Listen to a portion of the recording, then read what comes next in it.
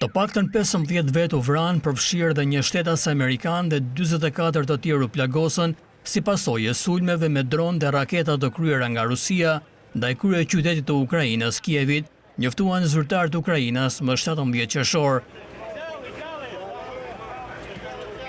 Forcat ruse kryen sulme me raketa dhe dron, duke shënjestruar disa zona të kryeqytetit të Ukrainës.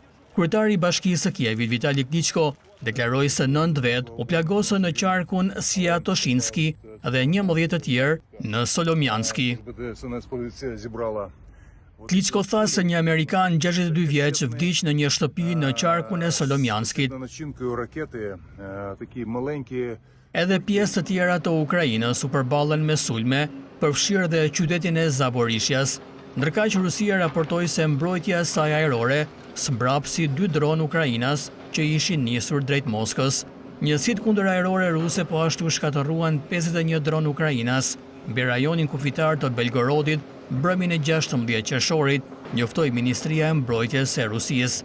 Moska, që ka nisur pushtimin e plotë të Ukrainës mbi 3 vjet më parë, ka vijuar sulmet ndaj Ukrainës pavarësisht përpjekjeve të Shteteve të Bashkuara të Amerikës për të arritur një armë pushim. Pak përparim është bërë në procesin e paqes, përveç se palët kanë rënë dakord që të shkëmbejnë të burgosurit e luftës. Moska ka refuzuar kërkesën e Kievit për një armë pushim pa kushte, ndërkaq Ukraina ka refuzuar kushtet e vendosura nga Rusia, duke i cilësuar si ultimatume.